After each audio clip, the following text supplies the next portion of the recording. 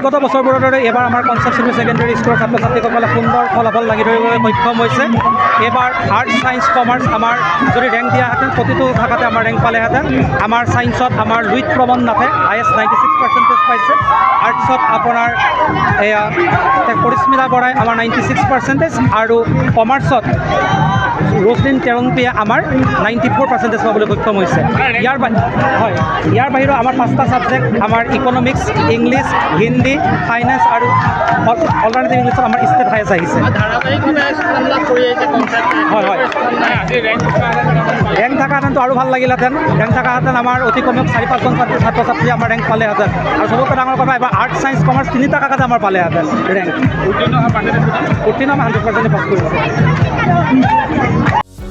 যিকোনো খবৰৰ বাবে যোগাযোগ কৰক আমাৰ এই নম্বৰত 9181 307 2221।